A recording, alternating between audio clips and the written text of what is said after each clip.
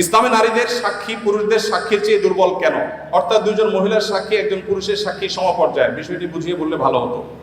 দেখুন, ইসলামে সাক্ষ্য দেওয়ার ক্ষেত্রে একজন পুরুষের সাক্ষ্য দুজন নারীর সাক্ষ্য সমান। এখন বাহ্যিকভাবে মনে হতে পারে যে এখানে নারীকে একটু কম দেওয়া হলো কিনা।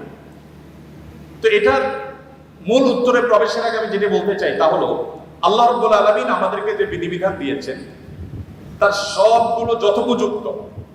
আল্লাহর বিধানের কোনোটার উপযুক্ততা যথার্থতা যদি আমার বুঝে না আসে, তাহলে বুঝতে হবে এটা আমার সীমাবদ্ধতা। এটা আমার সীমাবদ্ধতা।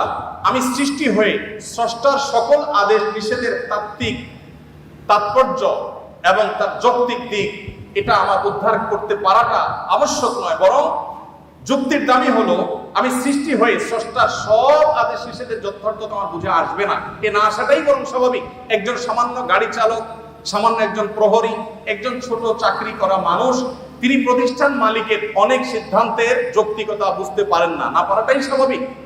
কারণ তিনি যদি সবকিছুর যৌক্তিকতা ধরে ফেলতেন তাহলে তিনি তার পর্যায়ে পৌঁছে যেতেন। আল্লামা ইকবাল বলেছেন, জু সমঝ মে আ গই ও ফির খুদা কিউ কর হুয়া। যাকে আপনার বিবেক বুদ্ধি দিয়ে সবকিছু রপ্ত করতে ফেলেছেন তিনি আবার আল্লাহ হয় কিভাবে? আল্লাহ তো সে মহান সত্তা যে আপনার বিবেক দিয়ে বুদ্ধি দিয়ে তার সবকিছুকে আপনি রপ্ত করতে পারবেন না। এখানেই তো তার বিশালত্ব, এখানে তো তার মহত্ব। ছোট একটা উপমা দেই। এখন বিদ্যুৎ আছে আমরা জানি, আমাদের ঢাকা শহরে যে তারগুলা ঝুলে আছে এক এক এলাকায়, আপনার যে রাস্তাঘাটে রাস্তার ধারে পিলারে যে সমস্ত তারগুলো ঝুলে আছে, বিরাট জঞ্জাল, দেখতে খুব দৃষ্টিকটু লাগে। আমাদের অনেক কিছু হয়েছে কিন্তু তারগুলো দেখতে খারাপ দেখা যায়। এখন ধরা যাক আজ থেকে 100 বছর আগের একজন মানুষ পৃথিবীতে এখন ফিরে আসছে। যুক্তির খাতিরে শুধু আমরা ধরে নিই যে একজন মানুষ 100 বছর আগের ছিলেন, তিনি ফিরে এসেছেন। তিনি এই বৈদ্যুতিক যে টেকনোলজি এ সম্পর্কে কোনো ধারণা তার নাই। এই ভদ্রলোক এসে সুন্দর করে একটা চাকু নিয়ে বা ধারালো কিছু নিয়ে তিনি এই তারগুলো একেবারে পরিপূর্ণভাবে সাফ করে দিয়েছেন কেটে। কারণ এগুলো দেখতে খারাপ দেখা যাচ্ছিল, শহরের সৌন্দর্য নষ্ট করছিল, তিনি পরিষ্কার করে দিয়েছেন। তার এই পরিষ্কার করার কারণে তাকে গ্রেফতার করে থানা জেলে নেওয়া হলো। এরপরে তার নামে মামলা হলো, তার নামে মৃত্যুদণ্ডের রায় আসলো এবং তাকে মৃত্যুদণ্ড দিতে নেওয়া হলো। এই লোক যদি বলে যে আমাকে মৃত্যুদণ্ড দেওয়ার কি যৌক্তিকতা থাকতে পারে বলো?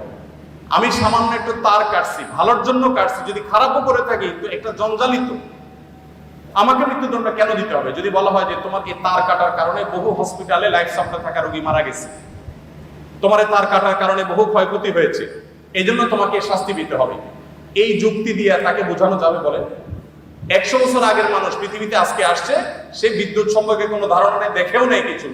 এই লোককে যতই যুক্তি দিয়ে বোঝানো হোক যে তোমার সামান্য এই তার কাটার কারণে অনেক ক্ষতি হয়ে গেছে, এটা কি সে বুঝবে? বুঝবে না।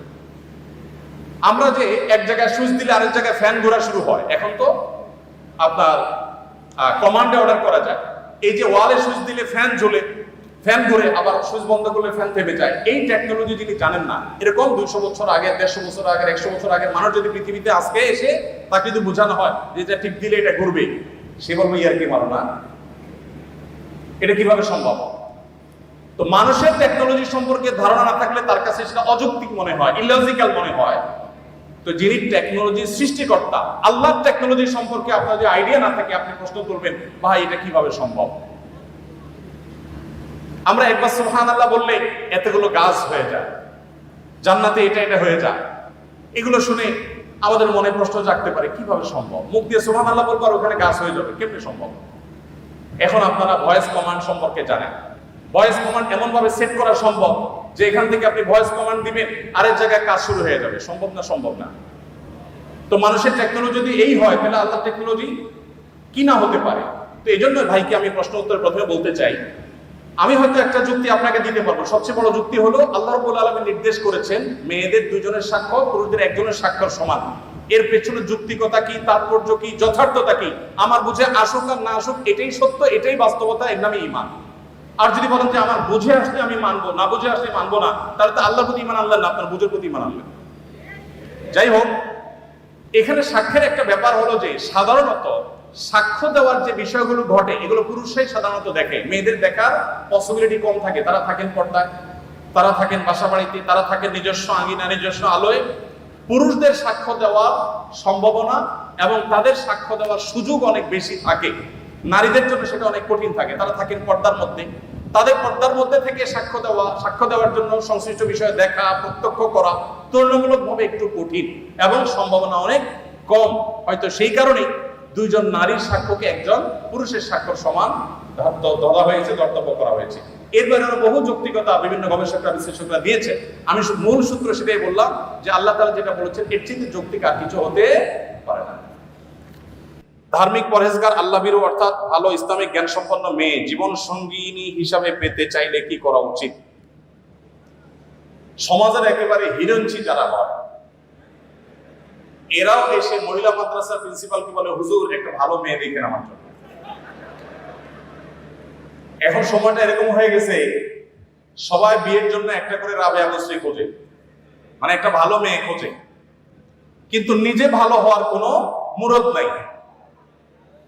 নিজে ভালো হওয়ার যদি কোনো মুরদ না থাকে, আপনি ভালো করতে হবে। যিনি প্রশ্ন করেছেন তাকে বলতে চাই যে আপনি যদি ভালো জীবন সঙ্গিনী পেতে চান, তাহলে আপনার নিজেকে ভালো মানুষ হতে হবে। আপনি যদি ভালো মানুষ হন, চোখের পানি ফেলেন, আল্লাহর কাছে দোয়া করেন, আল্লাহ ভালো জীবন সঙ্গিনী দিবেন। আমি আমার বুঝ জ্ঞান হয়েছে থেকে, যেদিন থেকে এই আয়াতের সন্ধান পেয়েছি, সূরা ফুরকান আয়াত নম্বর ৭৪, রব্বানা হাব লানা মিন আজওয়াজিনা ওয়া যুররিয়াতিনা কুররাতা আয়ুন ওয়াজআলনা লিল মুত্তাকিনা ইমামা। আল্লাহ আমার স্ত্রী সন্তান এবং মেয়েরা নিয়ত করবে আমার স্বামী সন্তান, যাদের বরাদ্দ রেখেছেন আমার ভাগ্যে আপনি, আল্লাহ তারা যেন এমন হয় যে তাদেরকে দেখলে আমার নয়ন জুড়িয়ে যাবে, অন্তর শীতল হয়ে যাবে, চক্ষু শীতল হয়ে যাবে, এবং আমরা পুরো পরিবারের সব সদস্যরা যেন মুত্তাকিদের ইমাম হতে পারি। এই দোয়াটা এখন থেকে পড়া শুরু করে দেন। নিজে ভালো হন, ভালো মানুষদের সার্কেলে উঠা বসা করেন, চেইনে চেইনে ভালো মেয়ের সন্তান অটোমেটিক পেয়ে যাবেন।